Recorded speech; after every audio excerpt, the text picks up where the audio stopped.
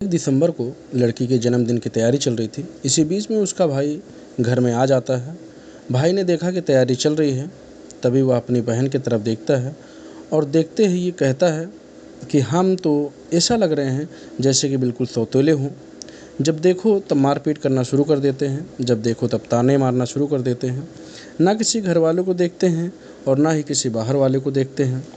वो लड़का अपनी बात कहकर अभी चुप ही था, अचानक से उसके पिताजी आ जाते हैं और जैसे ही उसके पिताजी आ जाते हैं, वह एक के बाद एक कई थप्पड़ मारते हैं और थप्पड़ मार कर कहते हैं कि तुम्हें अपनी बहन के जैसे बनना चाहिए।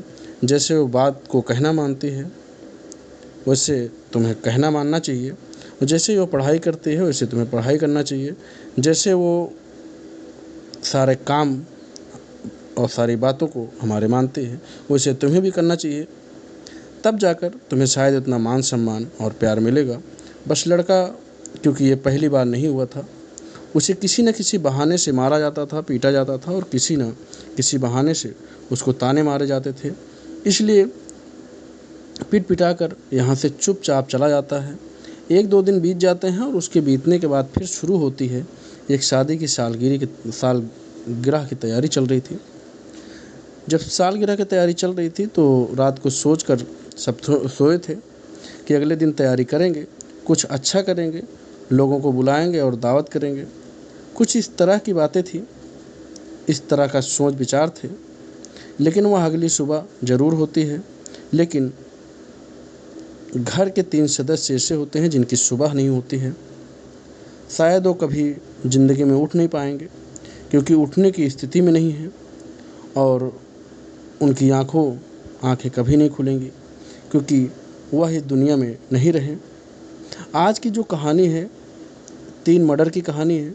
3 मर्डर होते हैं तो इनकी सूचना जब सोशल मीडिया के माध्यम से लोगों को पता चलती है तो लोगों को यकीन नहीं हो रहा था कि कत्ल की कहानी इतनी छोटी सी वजह हो सकती है और वो छोटी सी वजह इतनी बड़ी वजह बन सकती है।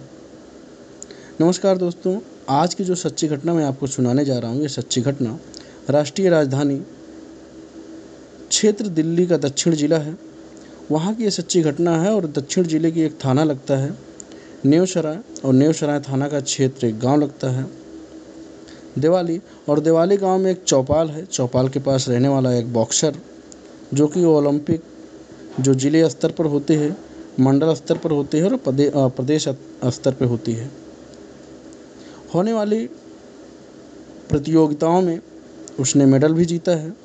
उसकी आदत है कि रोज़ सुबह वो घर से निकलता है टहलने के लिए, कभी जिम करने के लिए आता है। जिम करने के बाद अपने जो भी उसका रोज़ का काम था, इस तरह से वो कर रहा था। 4 दिसंबर 2024 को सुबह लगभग 5:30 बजे के आसपास वो उठता है। उठने के बाद जब घर से बाहर निकलता है तो बहुत ज़ोर से आवाज़ लगाता है कि मम्मी दरवाज़ा बंद कर लेना, मैं बाहर जा रहा हूँ घूमने के लिए। इस तरह की आवाज़ लगती है और पड़ोस में एक बुज़ुर्ग महिला होती है, उसके कानों तक भी ये आवाज़ पहुँचती है। वो लड़का वहाँ से निकल जाता है। लगभग 1 घंटे के बाद सुबह लगभग 6:30 बजे के आसपास वो लौट कर आता है। उसने जब दरवाज़ा खोला, दरवाज़ा खोलने के बाद जब अपनी आँखों से देखता है, देखकर उसकी आँखों की खुली रह जाती हैं।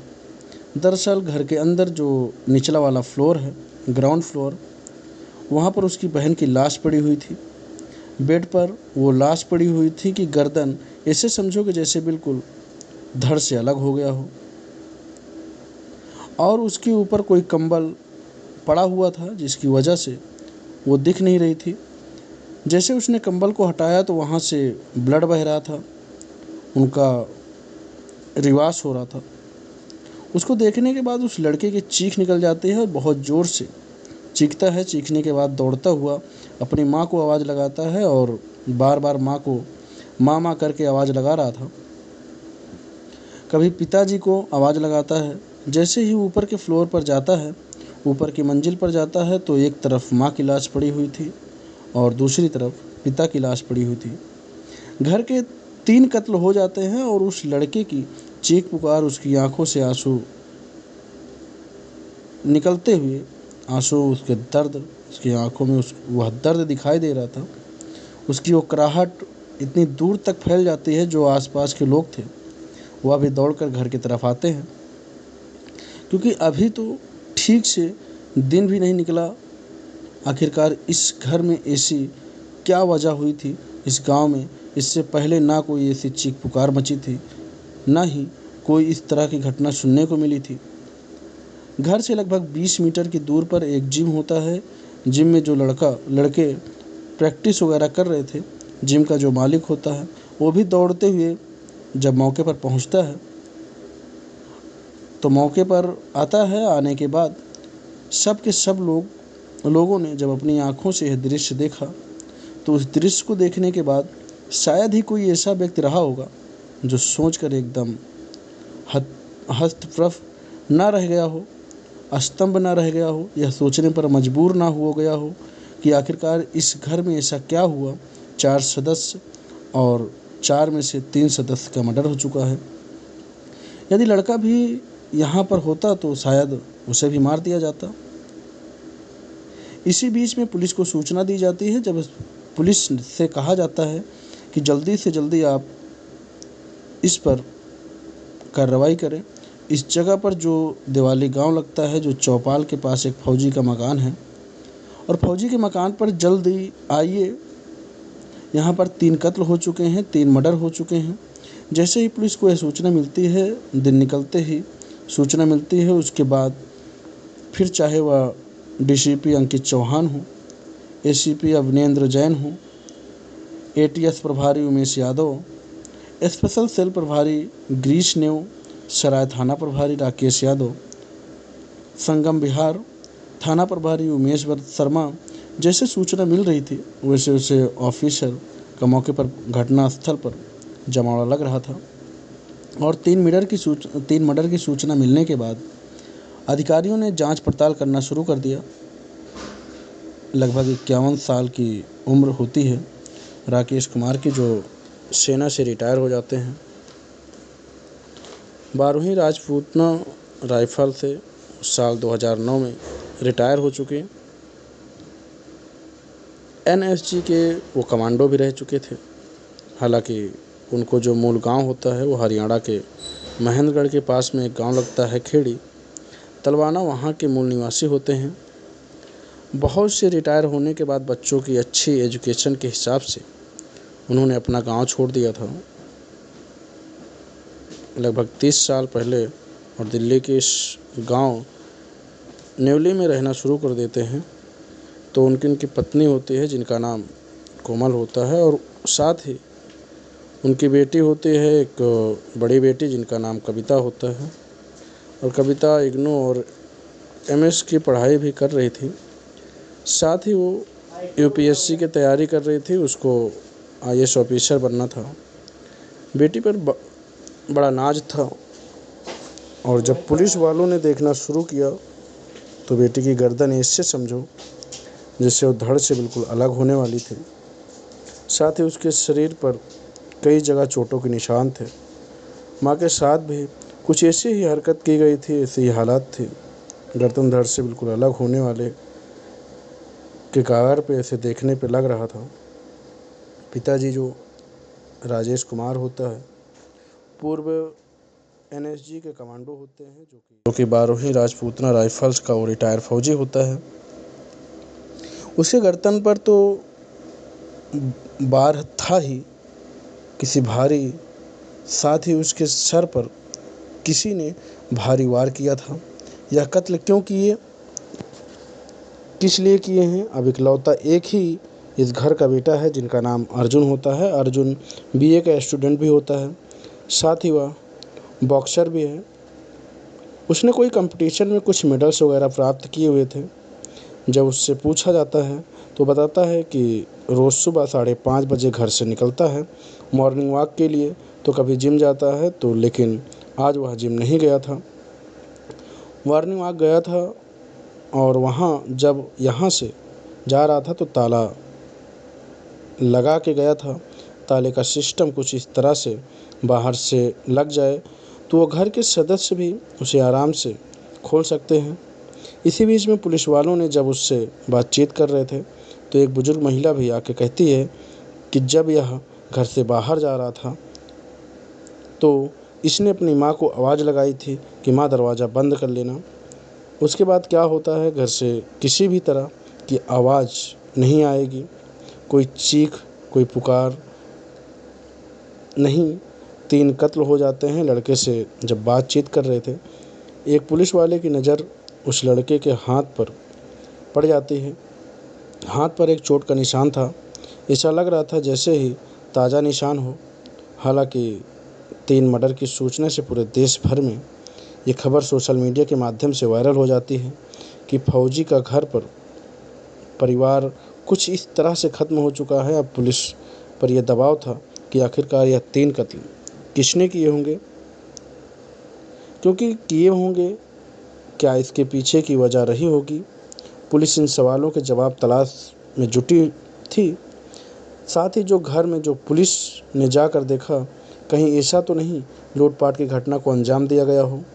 घर का एक एक सामान, एक एक चीज़ें वैसी की वैसे जैसे रखी हुई थी, जैसे क्या पहले रखी हुई थी, और कोई फोर्स के निशान नहीं थे। किसी ने ज़बरदस्ती घुसने की कोशिश नहीं की थी। तो आखिरकार कातिल कहाँ से आया क्यों? हत्या कि जब लड़के से बातचीत करते हैं तो लड़के का रो रो कर बुरा हाल था। समझ नहीं पा रहा था कि इसी बीच में इतनी जल्दी बातचीत करें तो कैसे करें। जब पुलिस वालों ने कहा कि थोड़ी तसल्ली देते हैं, सभी जो शव थे उनको कब्जे में लेकर पोस्टमार्टम के लिए भेजा जाता है। उधर पोस्टमार्टम हो रहा था, उधर ये तसल्ली, ये इंतज़ार कर रहे थे कि कब यह बेटा थोड़ा सा होश में आएगा। उसके गांव वालों को, परिवार वालों को, बाकी सदस्यों को भी सूचना दी जाएगी। हालांकि ये परिवार लगभग 10 दिन पहले अपने गांव गया था एक बेटी की शादी समारोह में। परिवार बिल्कुल खुश था, सब कुछ ठीक था, किसी से कोई शिकवा नहीं, कोई शिकायत नहीं, किसी ने कोई झगड़ा नहीं किया, कोई फसाद नहीं किया। फिर यह कत्ल क्यों किए गए? आखिरकार पुलिस ने इस लड़के से ही पूछा कि बेटा बस 2 ही चीज़ के जवाब चाहिए। पहला यह कि तुम्हें चोट कैसे लगी, दूसरा यह कि जब घर के अंदर जाने का कोई फोर्स, कोई ज़बरदस्ती वाला रास्ता ही नहीं था, तो आखिरकार तुम ही निकले हो और तुम ही गए हो सुबह 4 बजे से लेकर सुबह 7 बजे तक। सीसीटीवी फुटेज जो भी थी, जब उसको भी खंगाला जाता है तो देखा जाता है कि जो पता चलता है कि 2-3 बुजुर्ग लोग हैं जो सामान्य रूप से टहल रहे हैं। किसी की न आने की खबर थी, न जाने की खबर थी। अब प्राइम सस्पेक्ट कोई और नहीं था, इस घर का इकलौता बेटा जिसका नाम अर्जुन होता है, वह होता है। पुलिस उससे पूछताछ कर रही थी। पुलिस को जब पहली बार उसने बयान दिया था तो कुछ और दूसरी बार पूछा तो कुछ और निकला, क्योंकि एसीपी, डीसीपी, थाना अध्यक्ष, तमाम अधिकारी जो मौके पर आ जाते हैं, सभी बातचीत कर रहे थे। उन सबको कुछ न कुछ नया बात बता रहा था। पुलिस को लगता है कि शायद हो ना हो यहीं से कत्ल हुआ है, यही कत्ल की असली वजह हो सकती है। उसने पूछा जाता है कि कत्ल तो तुमने किया है, लेकिन क्या है? यह बात तो जब इस तरह की बातचीत हो रही थी तो आखिरकार उस लड़के को ज़्यादा देर पुलिस के सवालों के सामने टिक नहीं पाता है और वो टूट जाता है। वो कहता है कि हम 2 भाई बहन ज़रूर थे। वहाँ ऐसा लगता था देखने के बाद जैसे या वो सौतेले हों। बहन सगी है, बहन के लिए इतना ढेर सारा प्यार और बेटे के लिए कुछ भी नहीं। कुछ तो बातचीत करो। तो उसके बाद फिर मारपीट, यानी कि हमें मारा पीटा जाता था। बॉक्सिंग का उसको शौक़ है, पढ़ने के लिए लगातार दबाव बनाया जा रहा था। ऐसा कोई रिश्तेदार नहीं, ऐसा कोई दोस्त नहीं, कोई व्यक्ति नहीं कि किसी के सामने भी पिताजी रोज़ आए दिन किसी न किसी बात को लेकर, किसी न किसी बहाने से पीटा करते थे, तमाम ताने मारा करते थे। थक चुका था इन तानों से। जब पैसे की मांग होती थी तो पैसे भी नहीं मिलते थे। सब कुछ बेटे के लिए था। हद तो तब हो जाती है जो इस प्रॉपर्टी को भी बेटी के नाम करने वाले थे। इसलिए उसे गुस्सा आता है और वो कम से कम हफ्ते 2 हफ्ते में इस तरह की प्लानिंग कर रहा था। क्यों ना इस परिवार को बिल्कुल शांत कर दिया जाए। जब ये शांत हो जाएंगे या बोलने बिल्कुल बंद कर देंगे तो फिर उसको आज़ादी मिल जाएगी। फिर ये रोज़ रोज़ के कानों में जो आवाज़ें आती हैं, कभी बहन की तो कभी माँ की तो कभी पिताजी की, यह सब शांत हो जाएंगे। इसी शांति को शांत करने के लिए, इस अशांति को शांत करने के लिए 1 तारीख को बहन का जन्मदिन होता है। उसमें भी कहा-सुनी हो जाती है, मारपीट हो जाती है और 4 तारीख को होना था इनका 27वें शादी की सालगिरह। उसने सोचा कि सबसे बढ़िया रास्ता यही है। सभी लोगों को लगेगा शादी की सालगिरह की तैयारी कर रहे हैं, कोई ना कोई बात थी, इसलिए यहाँ इस दिन को चुना जाता है। इस दिन को चुनता है, सुबह 4 बजे के आसपास जग जाता है और जैसे ही 4 बजता है तो पिताजी सर्विस चाकू था। पिताजी की सर्विस चाकू थी। जैसे सर्विस के दौरान उसे एक शस्त्र मिलता है, हथियार मिलता है, तो चाकू वो लेके आए थे। उस चाकू को वो लेता है। उसके बाद सबसे पहले अपनी बहन के पास जाता है और ग्राउंड फ्लोर पर थी, वहाँ जाने के बाद अपनी बहन को बहुत तेज़ी से उसकी गर्दन पर वार करता है। और जैसे ही बहन की, क्योंकि बहन होती है, ब्लैक बेल्ट कराटे वो जानती थी, उसने हर संभव कोशिश की, प्रयास किया अपने उस भाई से लड़ने के लिए, लेकिन उसकी गर्दन पर काफ़ी हद तक वार हो चुका था। और उसने ये गर्दन काटने का जो इरादा बनाया था, इसलिए ताकि आवाज़ ना निकल सके, कोई चीख ना सके, निकल सके, बहन से लड़ने की कोशिश की, लेकिन वह तब तक कई जगह उसके वार हो चुके थे, उसे चाकू लग चुकी थी। इसके बाद पहले बहन को मारता है, उसके बाद ऊपर कमरे में जाता है तो पिताजी आराम से सो रहे थे। माँ उसकी बाथरूम में होती है, वहाँ जाता है, पिताजी का मर्डर कर देता है। मर्डर करने के बाद जैसे ही पिताजी का मर्डर करके हटा ही था, अचानक दरवाज़ा खुलता है और माँ आती है। इससे पहले कि माँ चीखती, कुछ चिल्लाती या मदद की अपील करती, वह माँ को भी पकड़ता है और इसी तरह से माँ का गर्दन भी रेत देता है। 3 मर्डर करने के बाद आराम से वहाँ बैठा रहता है।